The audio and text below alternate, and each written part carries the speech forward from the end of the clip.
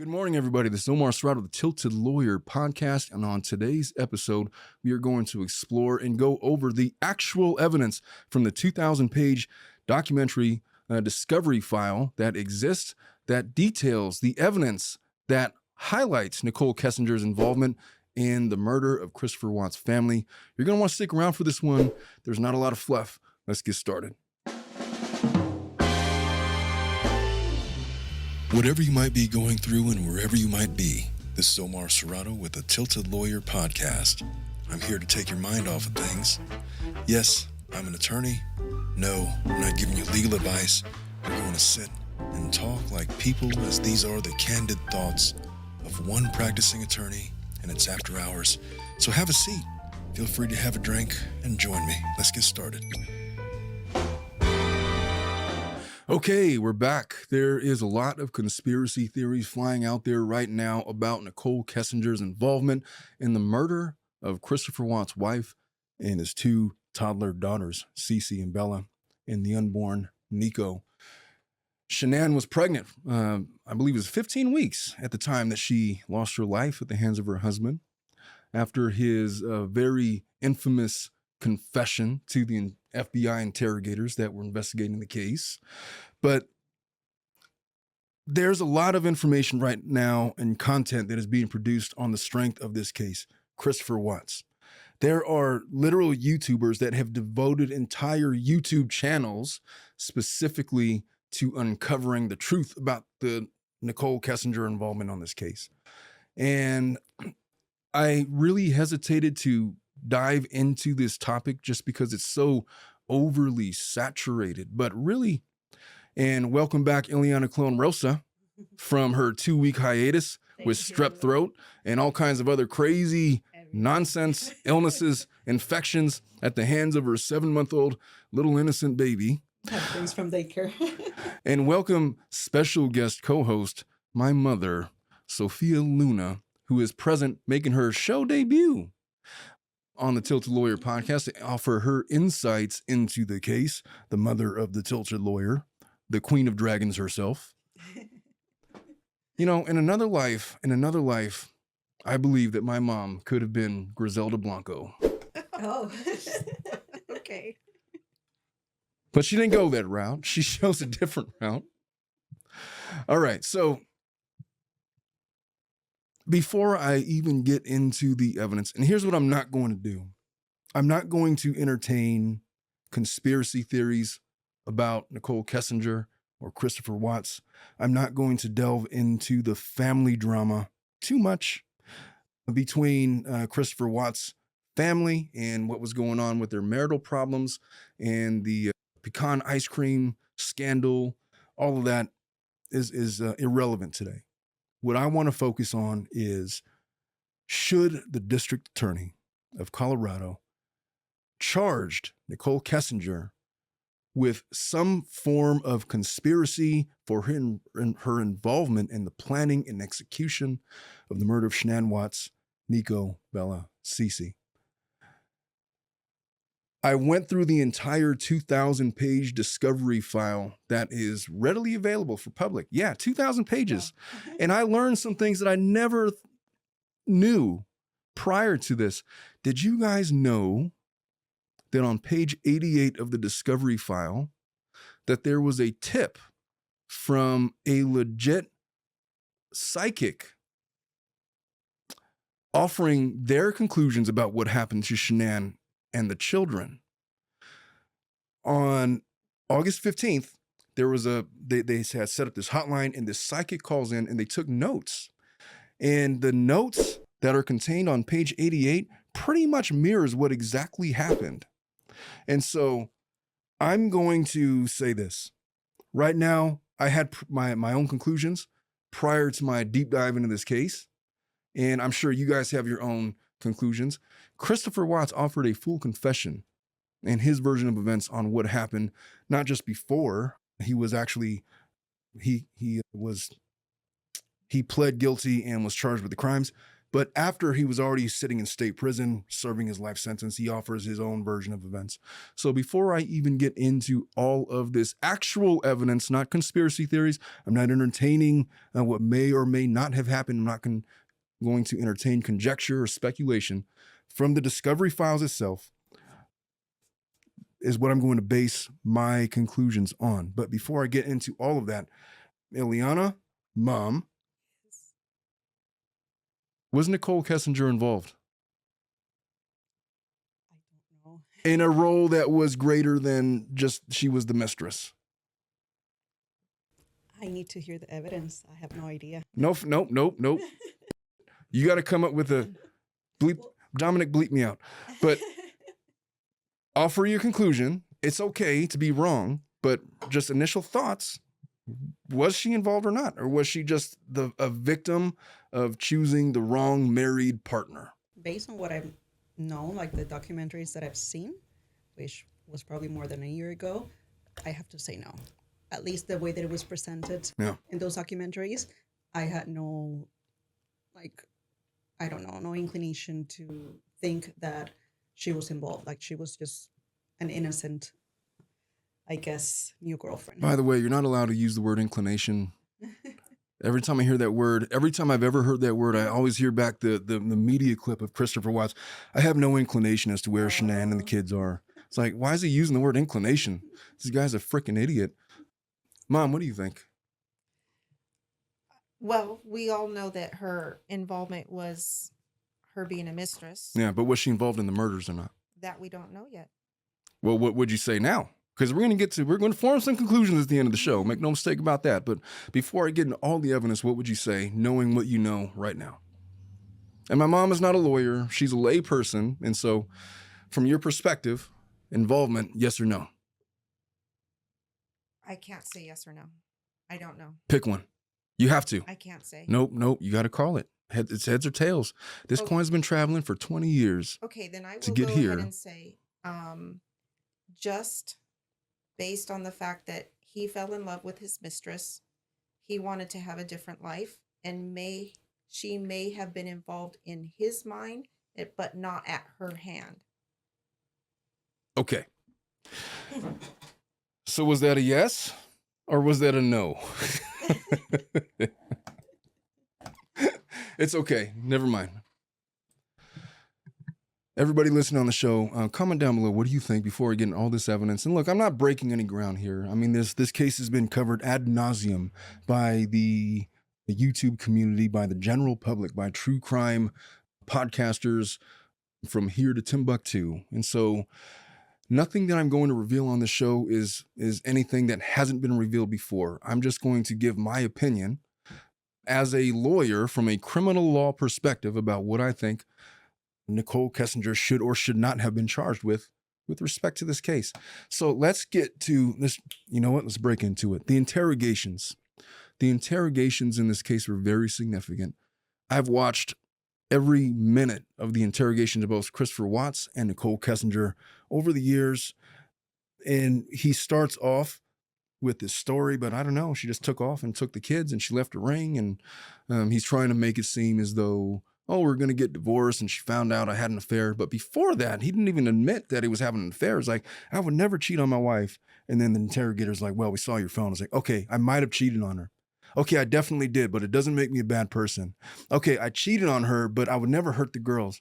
Okay, the girls might have been hurt, but it wasn't at my hands. Shanann did it. Okay, Shanann might not have done it. It was, you know what? Okay, it was me.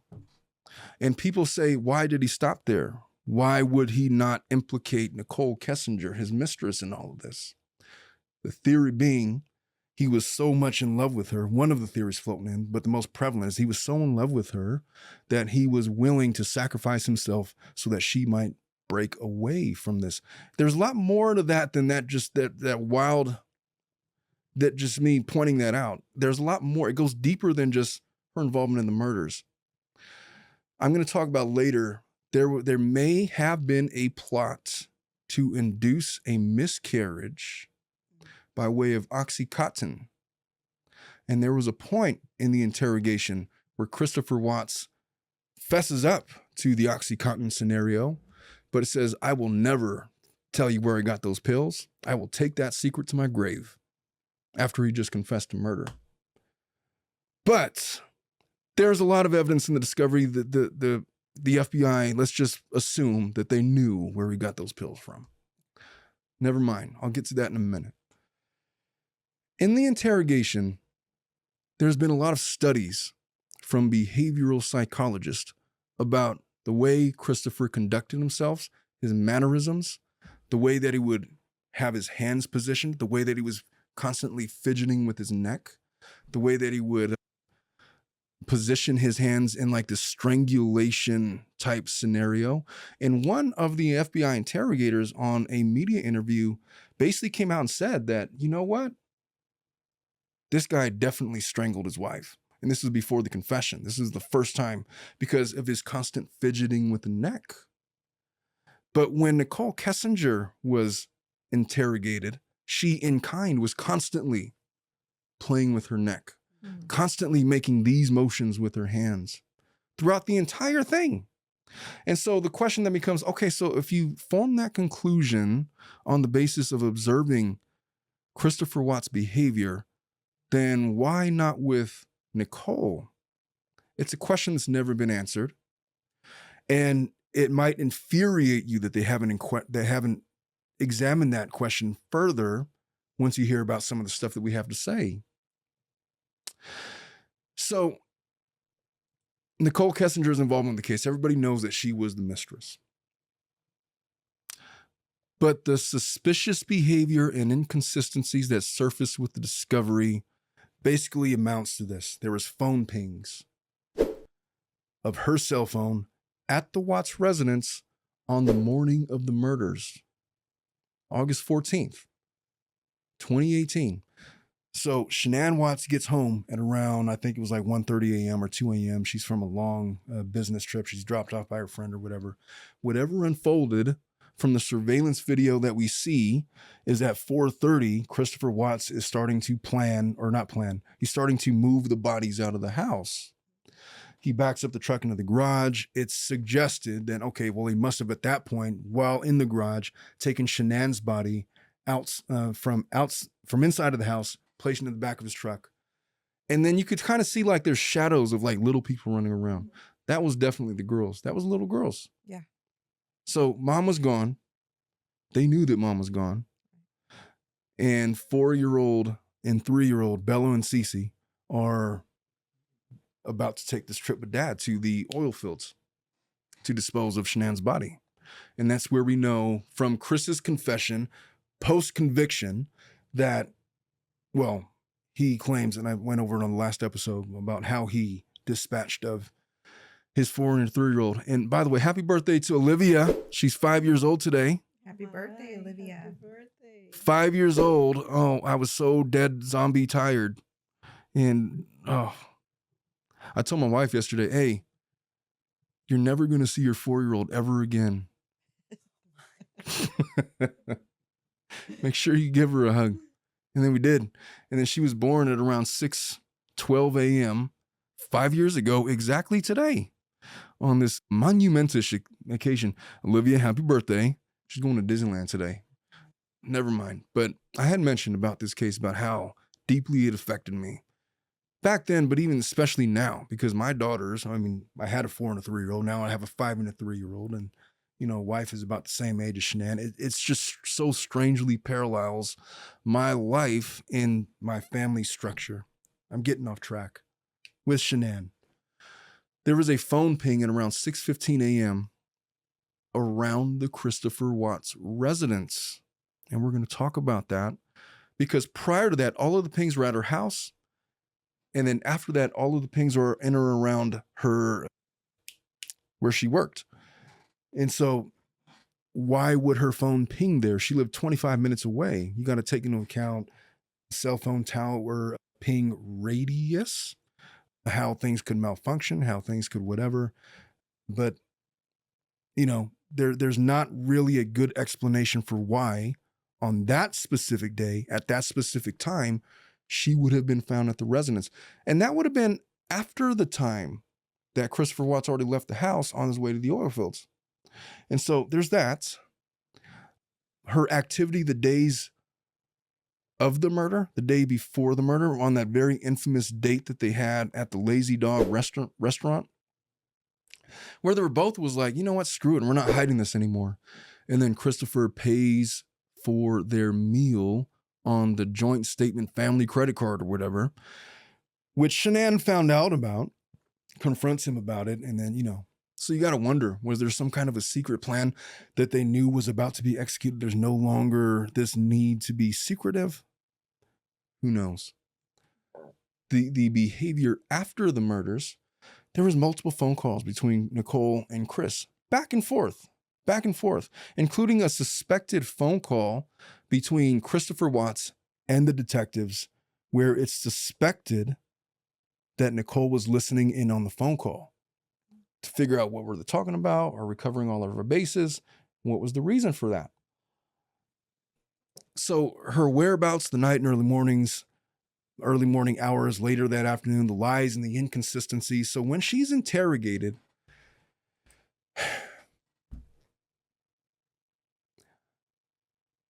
so from your guys' perspective, I would love to get your female perspective on all of this. So there is a murder. Let's just pretend, for the sake of pretending, let's give the hypothetical that you are involved in a love triangle where you are the mistress, and you really don't want anybody to find out, but you find out that the person that you're involved with just murdered their entire family, or may have murdered their entire family, or is suspected of murdering their family, such as the Chris Peterson case, such as the Christopher Watts case.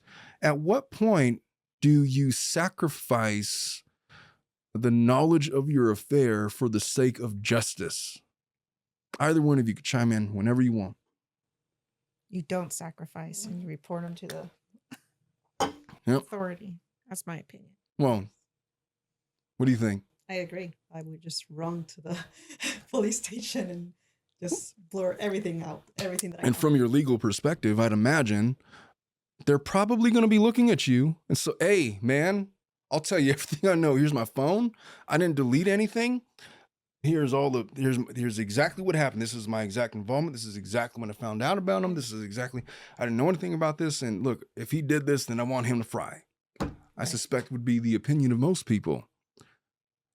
Well, Nicole took a different route, arguably. So we know from the discovery files that she had Googled the name of Shanann Watts back in 2017, which had been a full year before the murders, which would have been months prior to her relationship that she stated with Christopher Watts, which would have began in June of that year, 2018. And there was searches, I might have had that backwards, but she was Googling Christopher Watts. She was Googling Shanann Watts. And there was some question about why that was. I think that may be normal for a mistress. You know, she knows that she's involved with a married man, and she may want to check more into his wife. But time out on that. So why would she have reason to Google before they began this relationship? Unless she was either interested. Have been flirting, and she knew it was going. She may have known it was going to go somewhere, so she was trying to, just look more into the relationship. So I think that may be a little bit normal. Yes, I mean, from a woman's perspective, I Google random people even after I meet them. Just, I don't know, just to know if there's something like out there. Well, I would tell you right now that in my Google search history, you might find like Melissa's husband in my search history. I background check people all the time. I might have possibly done a background check. I may or may not have, but it wouldn't surprise me. I don't even know what your husband's name is, but he may possibly back in 22 have been a part of my search history. It's possible, but that's how I would have explained it. Like I Google a lot of people, but I'm a lawyer. I Google background checks and all. So it's possible that she might have searched for them in a non-nefarious capacity. Mm-hmm. Possible, giving her the ultimate benefit of the doubt, right? But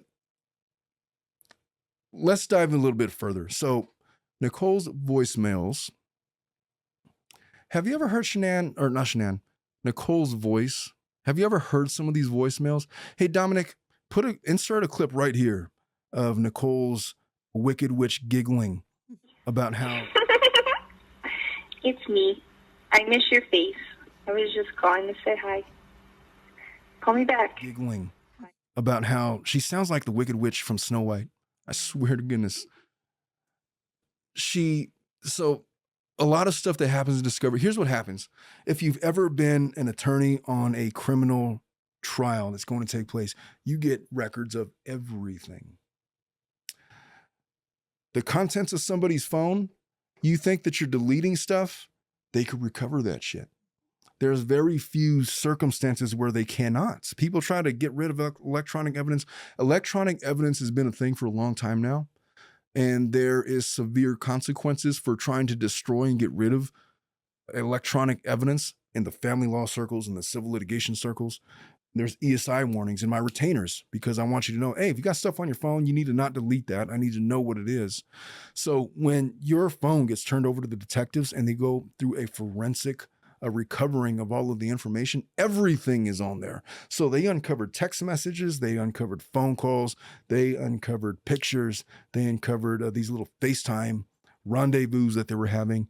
And Nicole Kessinger's voice, let me just say, if I was dating anybody ever, at any point in time, ever in my life, and they cackled the way that Nicole Kessinger did to Christopher Watts, that would have been a wrap. They would have been like, you know what?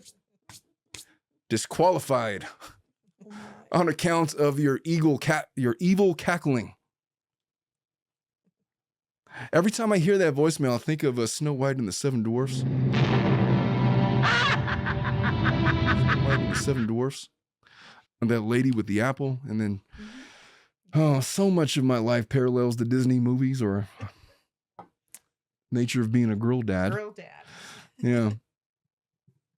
But Nicole's voicemails, they show a lighthearted and affectionate tone towards Chris before the murders.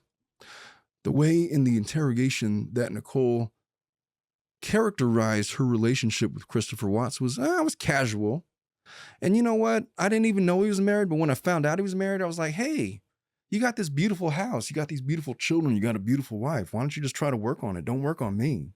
She's trying to make herself out to be like the little Betty Crocker. I don't know if Betty Crocker's like a saint or anything, but like this good person with well intentions, having no desire of being a home wrecker or anything like that. Hey, why don't you just try to make it work with your husband?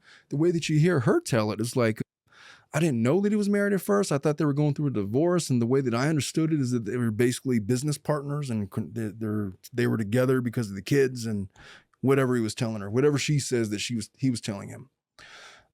And that she didn't know. Here's the big part of it. Nicole Kessinger claims up and down that she didn't know that Shanann was pregnant.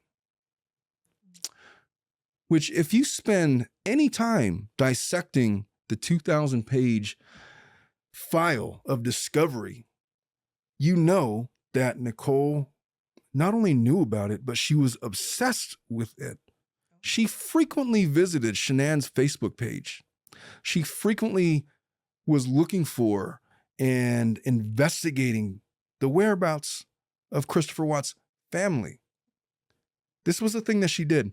There's no chance in hell that she didn't know that Christopher Watts' wife, Shanann, was pregnant. Because on Father's Day, around the time where she claims that their relationship began, I don't know the specific date it would have been, but in June of 2018, June 20-something. yeah, there was this huge tribute posted by Shanann praising Christopher Watts for being such a good father. And we know that Nicole, frequently being a constant visitor of her Facebook page, would have seen that. No chance she would have seen it, would not have seen it. But she definitely knew that she was pregnant. But she's telling investigators that she didn't have any idea. And if she knew that Shanann was pregnant, then it would have been a wrap. She would have ended her relationship with Christopher Watts. Why is that important? Because it creates a motive for murder. It creates a murder for Christopher Watts. If Christopher Watts is so in love with Nicole Kessinger, and he knows that there's no chance in hell that she's going to be with him if he's about to have his wife give birth to this new baby boy, then he's going to end the relationship. Okay, well then I'll just get rid of her. It's not a logical explanation as to why he would do what he did, but it creates a motive for why he would have done such a thing. And it creates a joint motive between Nicole and Christopher as to, look, we can't be together with the annoyance of your current family. We need a dispatch of them somehow. And part of the speculation was this plan, which I don't really understand, but has been thrown about, that there was this plan and there was research done on the part of both parties to poison Shanann with OxyContin for the purpose of inducing a miscarriage. But help me understand, from a female perspective, how does that solve the problem? What difference does it make if there's a miscarriage? He's still got 2 other kids. What difference does it make if he gives birth to this other one? If you really want to be with this guy, like, why do you need to induce a miscarriage or get rid of her? You just kind of find, I guess I would imagine that you would just understand that, look, you're breaking up this family. He's going to be with you, but he's got this other family. What would be the motivation from a female perspective? I have my theories, but I'm curious from your perspective first before I share my opinion. Yeah. In my opinion, I feel like she's just grasping and trying to hold on to him. She does know that, like with another child, that there's going to be, more of a hold. He's going to stay. He has a son that's going to be born. So suggesting that, okay, if that in fact is true, here's some OxyContin, give it to her. Let's, get rid of the baby. Maybe she feels that he's already made the decision to have an affair with her, having a wife and 2 daughters, and she wants to move forward from there. So eliminate the baby. I mean, at that point, who knows what's going on in her mind? She's having an affair with a married man. Well, it's not going to be logical, whatever her conclusions are. But what do you think? What do you think, Eliana? Well, I'm thinking that probably she knows that if the child is born, there's a possibility that he might change his mind, maybe because of the connection with the son. It's the first son. Who knows if that will maybe make him realize the mistake that he was doing. It's so interesting that you bring that up, because it kind of plays right into what I'm about to say about my opinion about why she was saying these things. But before we get into that, let's continue. So during her 3.5-hour interview, she's trying to convince the FBI agents that are interrogating. It really was just one. And then she was in the interrogation room with her dad. And people have made a big deal about that because her father was tied to law enforcement. He had a career in law enforcement. People worry or wonder about his sway with law enforcement. And I got to tell you, when I share what I'm about to share, it makes sense why people would think that. It's not so significant to me that they allowed father to be in the interrogation room. Because maybe they did that because that was the only way she was going to come in and they were going to get voluntary information. Whatever they got from the interview, fine. Might have been nothing, it might have been something, but we just need to get her talking. And he's not a lawyer, he's a law enforcement guy. So fine, maybe it was safe. But there was a point in time in that interrogation where they start diving into specific aspects of what they discussed the night before the murders. And he just kind of shuts all of that down, says, stop asking leading questions. The way that I would shut it down, I wouldn't shut it down the way that he did. I would just say, hey, you've already asked that, so we're not going to answer it again. You've got your response. Move on. But he just says, stop asking questions, and he just kind of tries to derail the entire investigation or interrogation. But during the interview, this is what she says. She says she didn't know Shanann's name right away. She didn't know when she started dating him. She didn't know it right away. But that's not true if you believe the Google searches. So the internet searches from the discovery state that as early as January 7th of 2018, approximately 8 months prior to the murders, she searched for Shanann Watt's name. But more specifically, she searched Christopher Watt's name on August 3rd of 2017, which is bizarre because she would not have had reason to know him at that time. They weren't even working at the same place. where they claim to have met.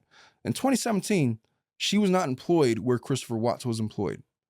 She claims to not have started a relationship with him until around June of 2018. So it was this anomaly in the investigation which raised eyebrows, but didn't really lead to anything. You know, Chris Watts, is there another Chris Watts that we know about? Chris is not exactly an uncommon name. Watts is not exactly an uncommon name. So it's possible. Do we have reason to believe that she knew Christopher Watts back in 2017? We don't know. So an eyebrow raise, sure, but is there anything definitive from just that? No.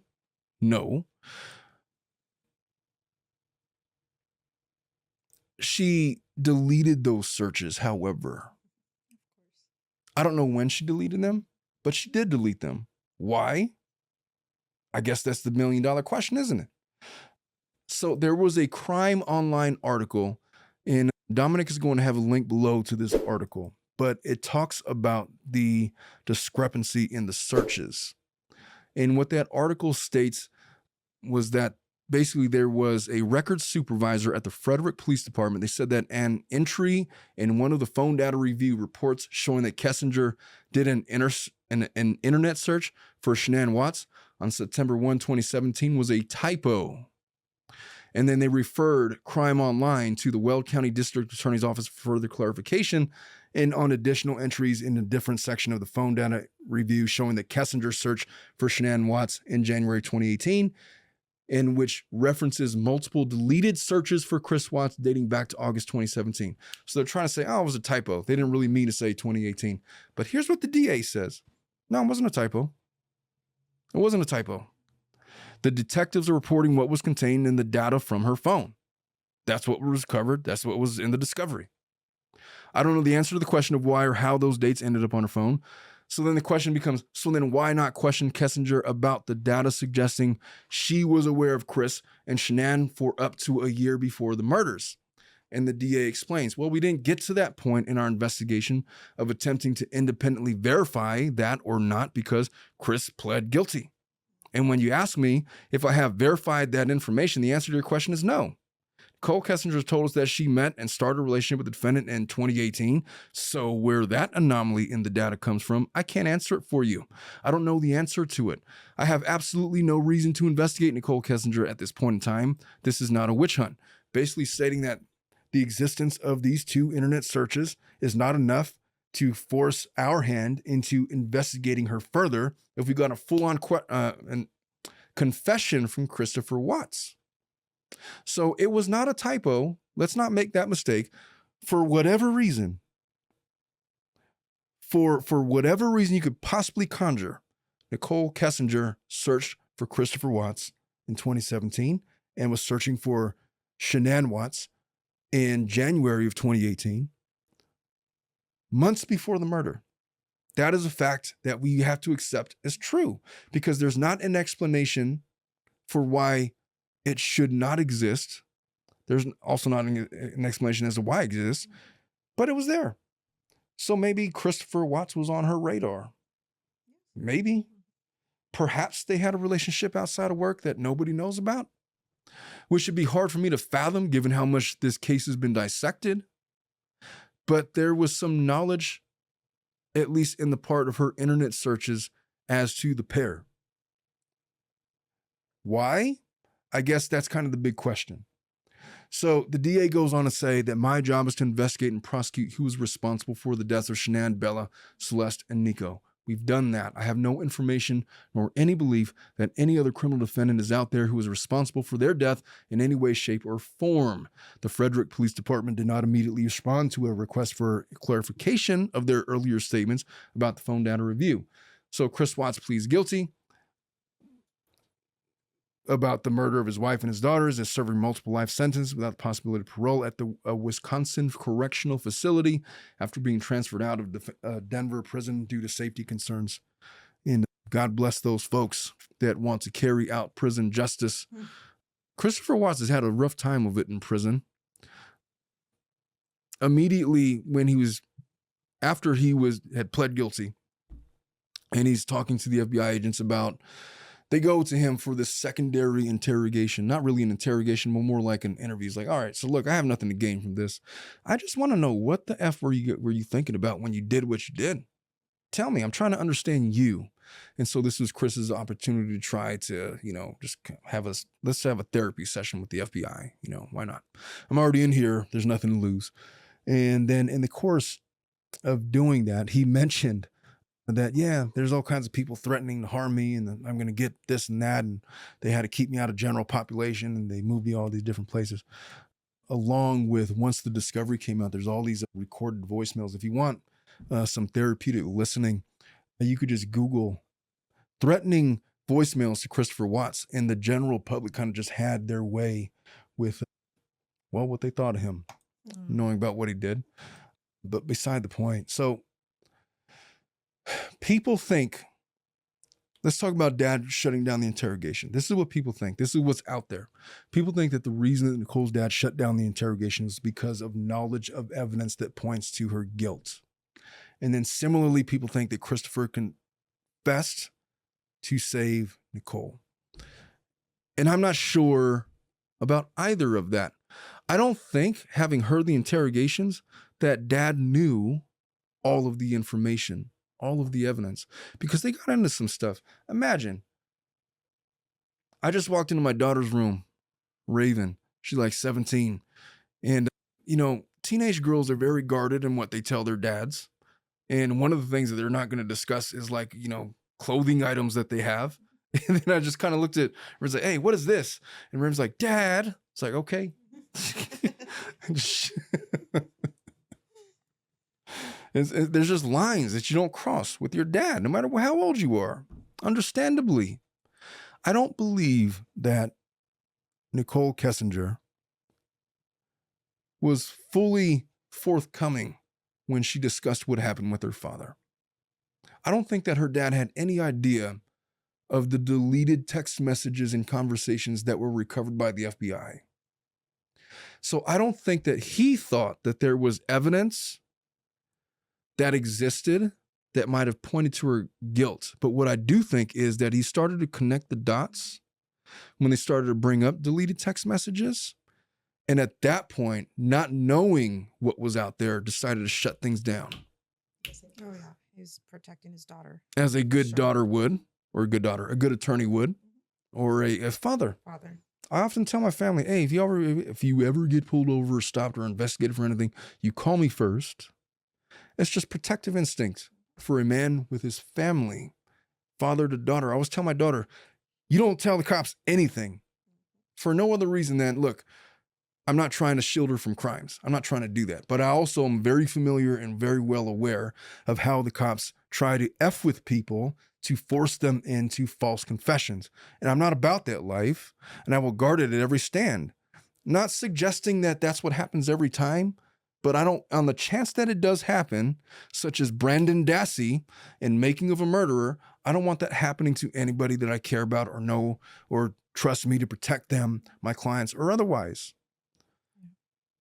It's not from protection of, shielding their guilt from a crime. It's just from protecting them from nefarious law enforcement practices that have been known to exist for many years now. This is no secret that people listen to these false confessions. And so Dad being involved in law enforcement, I think he's just started in the midst of the interview to connect the dots and acted the way any normal father would. Who had an inclination, I use that word inclination, who had an idea of what was going on. So the DA's office had evidence. This is what they had evidence of. This is what Dad, I don't think, knew. But they had evidence of Nicole's searches going back before the murders. They had the stuff from 2017. They had the stuff from 2018. Raising doubts about her involvement. There was inconsistencies in Nicole's claims about her first date with Chris and her knowledge of his marital status before dating him, raising suspicion about her honesty with the case. So, if nothing else, if Nicole Kessinger is not a conspirator to murder, if she's not a murderer herself, there's some people that actually think that it was Nicole Kessinger that suffocated those little girls and not Christopher Watts. I don't know anything about that. For me to suggest that would be based on pure conjecture, speculation that I just don't know enough about to say definitively one way or the other. So you can think what you want about that. But this is what they knew definitively. They knew that Nicole was not being forthcoming and truthful about the extent of her relationship with Christopher. They knew that. They knew that she knew that Shanann was pregnant. They knew that she knew that Shanann didn't think that they were getting divorced. So if her claim was this, Christopher Watts was telling her that, oh, we're just business partners. We're separated, but we're not separated. I can't tell you how often I hear that story. Yes. And Liana, tell me if I'm wrong.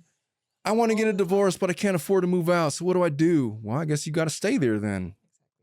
Because you can't just leave the kids there because you're abandoning your kids. That's going to give him the upper hand in the custody and visitation fight. Do you have a place to take yourself and the children safely that's not going to disrupt their lives? No. Well, then you're going to stay there until we figure this all out. I've had that conversation many a times.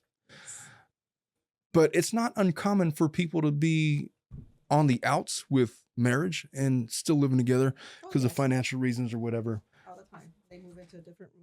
Yeah, I've heard the roommate theory so many times. You know what sucks about, well, it's not what sucks about it, but the thing about being a family law attorney is that you're like 80% of your job is a therapist to your clients. Yes. And it's the reason why we do this segment at the end of the show, Family Law After Dark, because I feel like family law attorneys are uniquely qualified to offer advice to people contemplating such a move, relationship advice and all. We see the worst of it. I mean, we're married, we have our own lives and all of that, but we're constantly confronted with the worst of marriage, constantly. So when Nicole Kessinger, I got to tell you, when I first listened to the interviews, when I first listened to Nicole in the interviews, I kind of gave her the benefit of the doubt. I said, well, everything she's saying kind of makes sense. And I had kind of written off the possibility of her involvement on the basis of Christopher's confession because he was such a bad liar and such an unlikable person. Like I've never had the negative visceral reaction to anybody I've ever talked about on the show, such that I had to Christopher Watts. The fact that he would be given this beautiful family and have those beautiful little girls talking about him like he's a hero and being charged with protecting and marshaling that family into success, or at the very least just keeping them safe to snuff out their lives the way that he says that he did. I've never had a greater desire to fight anybody in my life, on this show anyway, with Christopher Watts. You're just such a despicable human being. But I feel like my emotional response to that shut me off to the possibility of Nicole's involvement. But what she said made sense. But it's not unlike what she said made a lot of sense in that I hear it all the time here in this office. That I didn't know he was married, or that, you know what, I'm dating other people, but I'm basically separated from my wife, but we live together. I hear that so many times. And so it's plausible what she was saying. She said that she assumed that Chris was separated and was a single dad. It is very common also for people that are cheating to tell that girlfriend or boyfriend that story. Oh yeah, we are still living together because of financial reasons. We're actually separated, when in reality they're not. That's just an excuse to continue. No, I'll tell you what. I was once a divorcee. You know, I was divorced like in 2009 or 2010 or something, right before we began law school. And the appeal of me as the single dad it scored a lot of points with potential mates.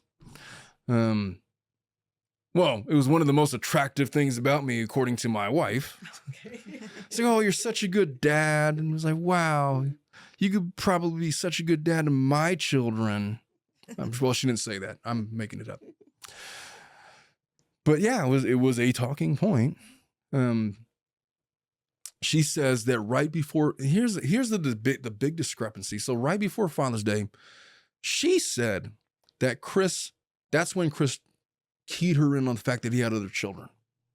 That would have been in June, right? She said that she assumed that Chris was separated and was a single dad. But Nicole, we know from the discovery from her search history and her internet browsing history that she was basically stalking Shanann on Facebook. And on that page, there was a lengthy tribute, as I mentioned, to Chris Watts, the good doting father. So if she had read that, and if you're stalking a page, I'd imagine you would have, there would have been no mistake that not only does this guy have kids, but his wife thinks that he's a terrific father. And if a wife is making a post about that, she doesn't have any idea that they're separated. So obviously connecting the dots from the mistress role, you know that you're the mistress. You know that you're the mistress. She knew that. Here's my theory. I think that aided her ego. I feel like there was this ego thing that was going on between Nicole and Chris, where she claims, she starts saying things like, why don't you work on your marriage? Why don't you just, choose them? Why don't you fix things? Why don't you do all of this? I believe that was a manipulative ploy by Nicole to force Chris into a corner where he wanted Chris to choose her over Shanann and the kids. Agreed. What do you girls think about that? Yes. She was putting a little bit of pressure in there. Somebody's got to, Dominic, do you disagree? Somebody's got to disagree with me at some point. It's my theory. Now, look, I don't know anything about that, but I was raised by women. I've lived with women all my life. I don't want to say I know all about women because I don't. I just have lots of experience with that mindset. I feel like that's what she was doing. Here's why I say what I say. It was at this point where they bring up the Facebook page about the timing of the knowledge of the children with Chris that the officers, she starts getting frustrated with the interrogators and starts talking over the officers. And that's at that point where dad basically shuts it down. Hey, you're asking leading questions. Do you hear what I said? He starts going into his dad thing about, and sometimes you see this with attorneys at depositions where they don't have any legal backing, but they don't like the form of questioning. So they just basically disrupt it. And I know that that's in the playbook because that's in my playbook. When I was a much younger attorney and I didn't know anything about the law and I didn't like the line of questioning for my client and I know that they were scoring points, objection, this is bullshit. You've asked it 8 times and I haven't said anything about it, but I'm objecting. He's answered your question 7 times. If you want to motion me, then motion me. But I'm instructing my client not to say anything further. I've had that whole, it was straight up, it was probably more dramatic than what I just described. I specifically remember an occasion. But in that moment where I was speaking from, which is why I relate to dad, I was speaking from a place of fear because they were going into stuff that I didn't know as an attorney was out there. And I wasn't confident in what my client was going to say. And I was trying to buy myself time to process what I had just learned to come up with a strategy. And at that point, I had my whole objection. I disrailed the thing for 5 minutes. And it's funny if you're in a deposition, I don't know if you've ever experienced this, Ileana, but when you're in a deposition, you got the court reporter there and you got somebody taking down all the transcripts. And she straight up said, if you guys keep on arguing back and forth, then we will leave. Let's take a bathroom break. Let's take 15. I manufactured a bathroom break. And then hey, buddy, so what was that all about? Why did you not tell me about X, Y, and Z? And the life of an attorney. I've had maybe a couple of depositions like that. They're not all like that. Most of the time, they're very cordial, but beside the point. So that's the reason for my theory. I feel like that was what was going on with Nicole's dad. I didn't know about these deleted searches. You already asked her about that 3 times. I don't understand what's going on. You know what? Hey, buddy, stop asking leading questions. Did you hear what I said? I want you to shut it down. She answered you. Okay. All right. And it's the same energy that I had, not as a dad, as an attorney, trying to protect my client. I just didn't understand what was going on. And so, I don't know. Ileana, have you ever done that when you're in court and the judge asks you a question, you have no idea? Oh yeah. No idea. What's your strategy? How do you derail it? How do you get over on that one? Most of the time, I start talking about something else. And that's what happened this morning. The other attorney, they asked something, and I guess she didn't know, and she just started talking about something else. I was like, okay. You know what's a trip? Yesterday, this is the first time it's ever happened in my career. I'm representing this new client, and then opposing counsel. I subbed in on the case like yesterday. I won a 30-day continuance.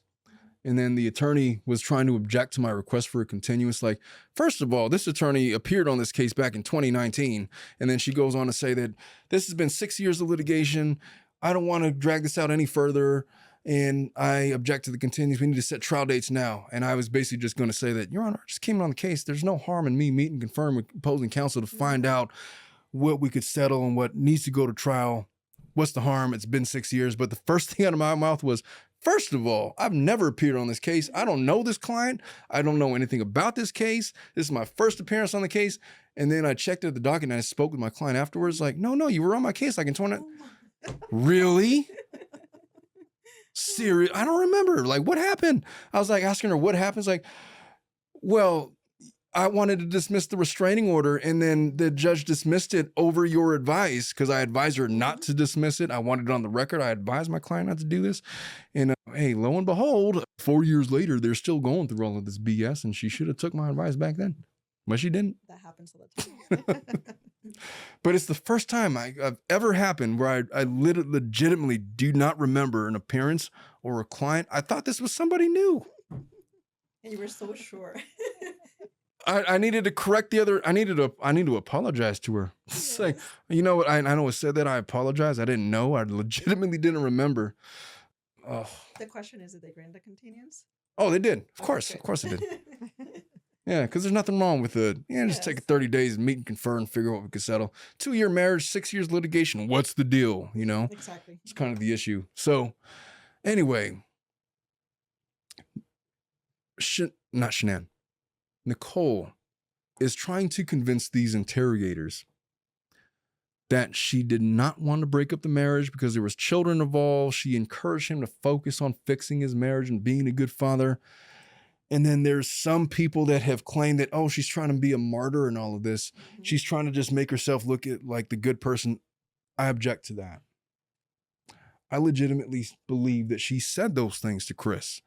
I just think it was her setting up Chris to try to force him to choose her over his family. Agreed. That's my theory. But what do you think it is?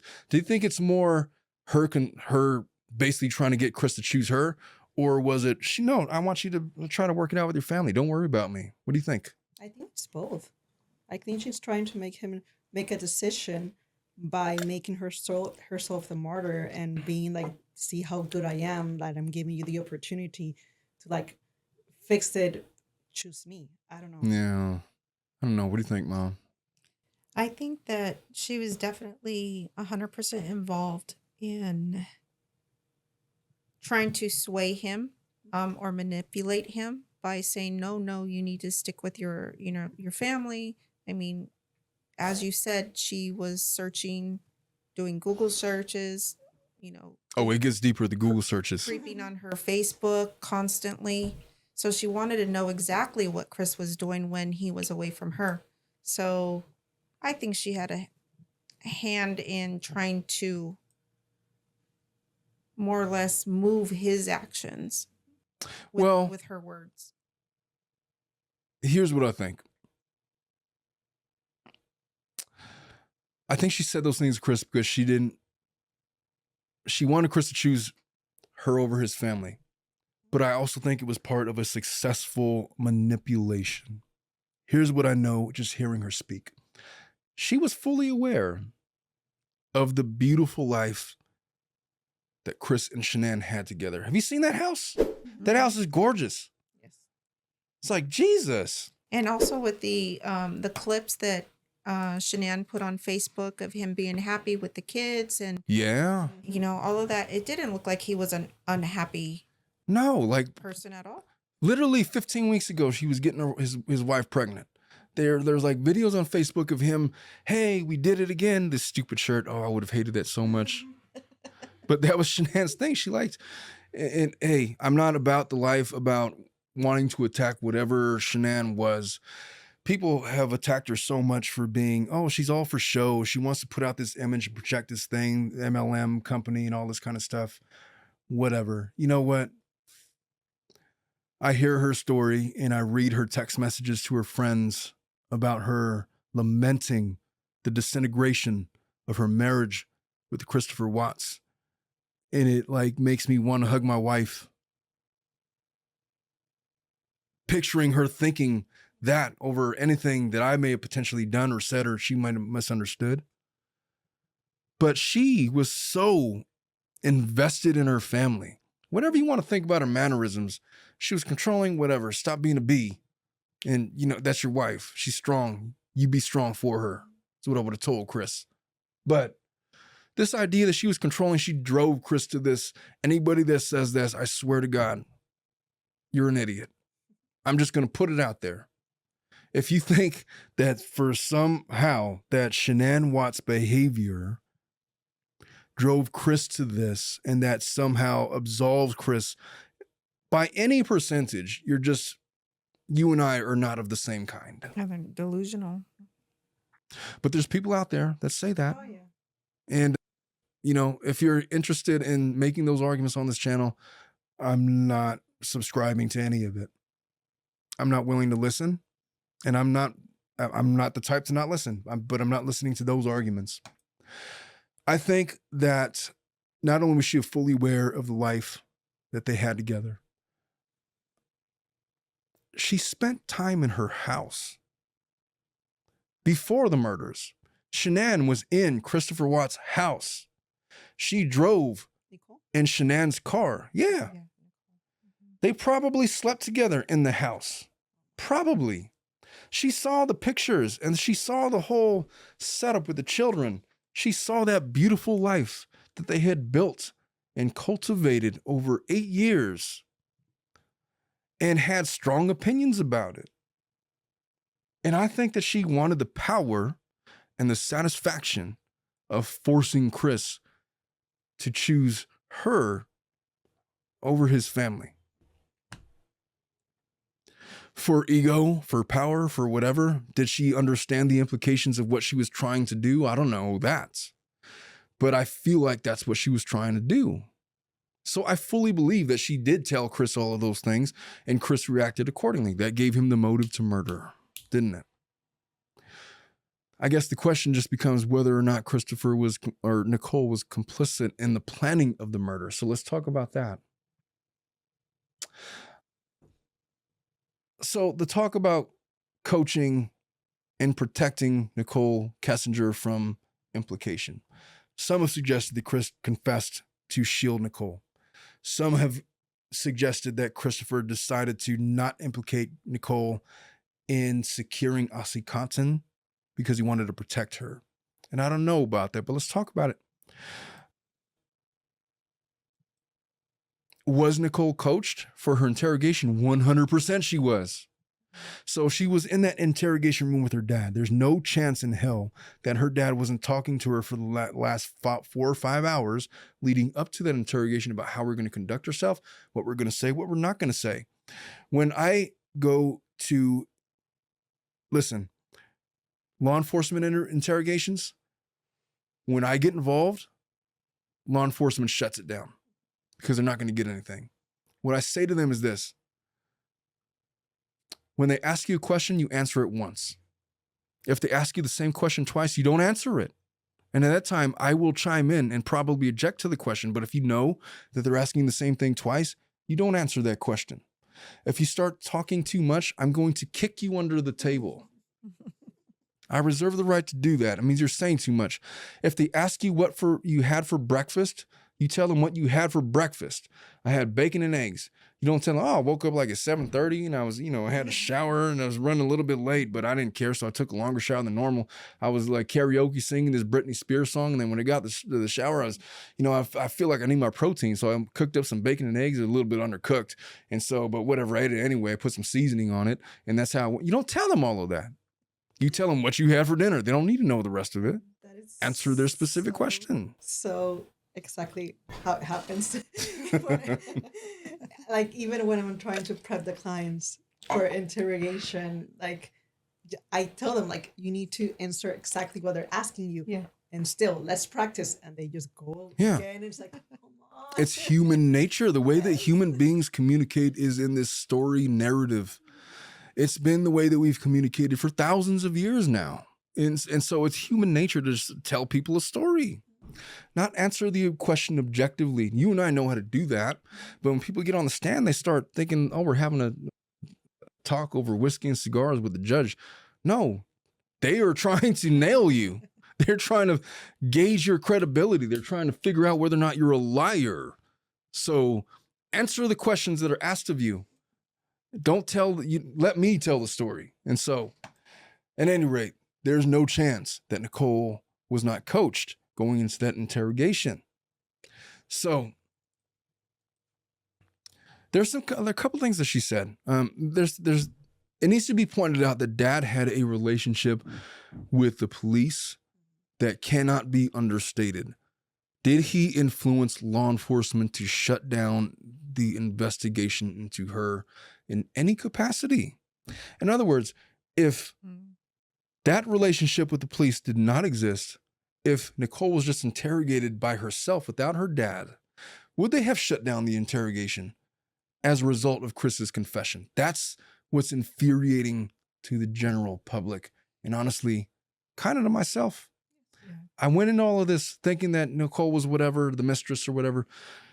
But what I know now, I feel like there might have been a conspiracy to murder Shanann, and she should be held accountable. Would that investigation have concluded had it not been for her father? I'm not sure that it would have. Matter of fact, here's what I know. Nicole was not the sharpest nail in the tool shed. She was not as smart as she believed that she would have been. I think that she had a false sense of her own intelligence as a result of dealing with Chris Watts' dumbass for the last however many months. And short of Chris, I think that just it was her nature to bully people and to talk in such a way that people would just stop talking when she started because she was so difficult to deal with. And that gave her a false sense of her idea of her intelligence. And that had the interrogators had the opportunity to question her without her dad present, and had they not shut down the interviews, she would have cracked. She was starting to crack. When they started saying, what'd you guys talk about on the lazy dog? Oh, I don't know. It was so long ago. It wasn't so long ago. It was a couple days ago, literally. It was a 111-minute phone call the night before the murders. What did you guys talk about? Oh, I don't know. I can't remember. It was so many things. Let me tell you, when I have a 1 or 2 minute phone call with somebody, I might genuinely not remember what we talked about because it was a 1 or 2 minute conversation. I don't know what they talk about. It must have been about something, about the whatever, the settlement for something. When it's 111 minutes, Very specific. I was talking specifically about something that required 111 minutes of conversation. This wasn't a middle school conversation where it's like, oh, I don't want to go to sleep. You hang up. No, you hang up. No, you. And then they're on the phone for, I hate phones so much. I can't. I'm not a texter. I'm not one of these people. My wife used to tell me that, oh, my boyfriend used to like want to stay on the phone with me all the time and like talk about stupid shit. Like, oh, I'm so not that guy. I will not call you for days. And I will be perfectly fine not calling you. Good question. Yeah. When she was interrogated about that phone call, how many days? Or like has it Had passed? Yes, from the interrogation and the phone call? Like a week or something? I don't remember specifically, but I believe it was like maybe, 3 or 4 days. Okay. I mean, everything was like bam, bam. Now, her involvement with the law enforcement lasted much longer, but I believe that initial interview happened right away. Okay. Because I'm thinking like sometimes I have. But definitely after Christopher Watts' confession. Oh yeah. I mean, but his confession happened very quickly. But it was not like a significant amount of time where you would not have remembered what you talked about in a 111-minute conversation. So let's talk about that. Not remember everything, but maybe you. The general tenor. Yes, exactly. Like, I don't know all the words to the song, but I know the chorus. You know, Yes. I could hum it for you. You know what I mean? And so let's talk about what she was lying about. Nicole Kessinger 100% lied about not knowing that Shanann was pregnant, and her digital history proves that, and the discovery. We talked about how she frequented Shanann's Facebook page, the tributes about him being a great father and all of that.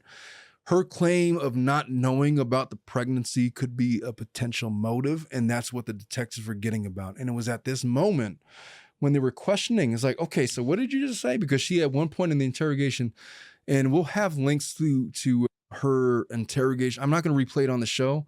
I've already been talking about it for like an hour and 9 minutes, and that's way too long. But her interrogation is like hours long. But at one point in the interrogation, she mentions that if I knew that Shanann was pregnant, then I would have left Chris, and that would have been the end of it. And then the interrogator wanted to push back on. I was like, wait a minute, that's really important what you just said. So are you saying that if you knew that Shanann was pregnant, you were going to leave Chris?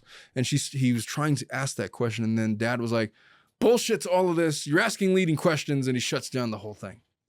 What he was getting at is like, okay, that's really important. That is a motive. So you told Chris, if he has this baby, I'm leaving. Well, that definitely creates motive for Chris. Mm-hmm. Does it create motive for Nicole Kessinger? Was she so much into Chris? Now look, she's like a 29, 30-year-old woman. Was she so into Chris where she would murder for the guy? Now here's where my cognitive dissonance occurs. I cannot fathom being into somebody enough to condone murder. And we talked about this on the Gypsy Rose case. Mm-hmm. Gypsy Rose even talked about, like, look, when I was talking about wanting to kill my mom, if I had talked about anybody else other than my boyfriend, they would have talked me out of it and told me that I was crazy. Not only that, they would have probably left your ass, because what the F, Mm-hmm. you know? Well, when you two were 29 years old, you guys are both above 29. I don't need to say how old you guys are. But let's just say that you guys are 29. Put yourself back in 29. You're really into whoever the F, you know, whatever, Aquaman, whatever. Or Rip from, I know you like Rip. At what point would you be so into the guy as to condone murder? I would not. Well, because you're a good Catholic girl. Christian. Christian folks don't condone such a thing. Just wouldn't. Ileana, There's no way. your pause disturbs me. There's just no way. No. I'm just thinking, like, because I know there's so many cases like this, and it's the same question always, like, really, like, how in love do you have to be to get to that level to murder? That's the thing. I mean, if somebody that I was dating at 29 had brought up some, I discarded people for much less Exactly. than that. Condoning murder? Give me a break. Jesus Christ. What are we doing here? And so, I don't know, the cognitive dissonance about Nicole being involved basically stems from that.